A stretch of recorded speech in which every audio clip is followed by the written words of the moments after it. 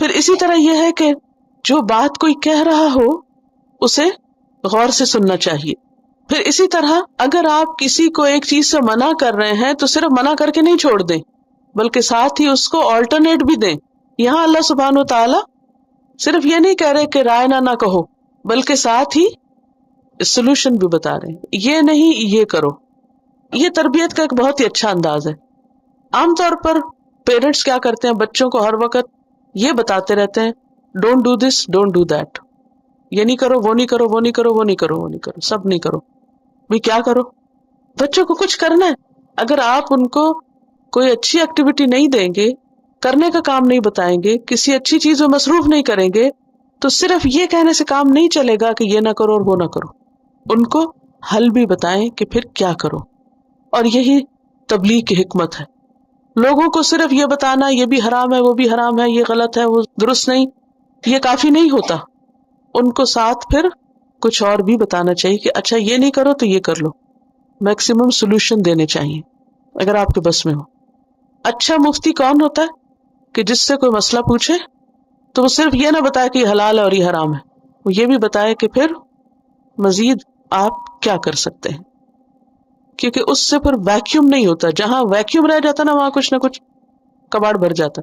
آپ نے دیکھا ہوگا کہ جیسے دیواریں ہوتی ہیں تو اگر ان میں کوئی خالی جگہ ہو تو کیا ہوتا ہے، وہاں کیا چلا جاتا ہے.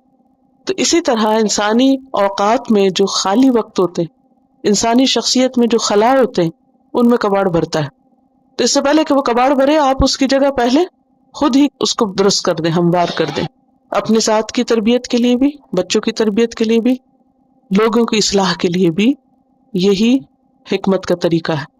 پھر اس آیت سے یہ بات بھی پتہ چلتی ہے کہ اللہ کی بات نہ ماننے والوں کے لیے پنشمنٹ ہے. جب اوپر کہا یہ نہ کرو یہ کرو اور سنو، اور اگر نہیں کرو گے تو پھر کیا ہے، وَلِلْكَافِرِينَ عَذَابٌ أَلِيمٌ، پنشمنٹ ہے. اور اس سے یہ بھی پتہ چلتا ہے کہ اللہ کے حکم کی مخالفت سے بچنا چاہیے. اور اہم ترین چیز یہ ہے کہ مومن کا اخلاق بہت بلند ہوتا ہے. وہ اس راستے سے بھی بچتا ہے جس سے اس کا دامن داغدار ہو.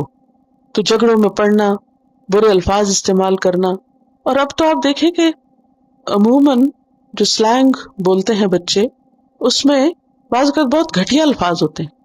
تو گھٹیا الفاظ جو ہیں ان کا استعمال مومن کی شایان نشان نہیں. کہاں یہ کہ شک والی بات بھی چھوڑنے کو کہا جا رہا ہے، غلط الفاظ تو بہت دور کی بات ہے.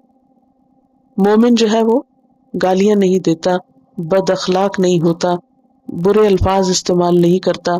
مسلمان صرف نماز پڑھ لینے کا نام نہیں بلکہ انسان کا اسلام اس کے اخلاق سے ظاہر ہوتا ہے. یا ایھا الذین آمنوا لا تقولوا راعنا وقولوا انظرنا واسمعوا وللکافرین عذاب علیم.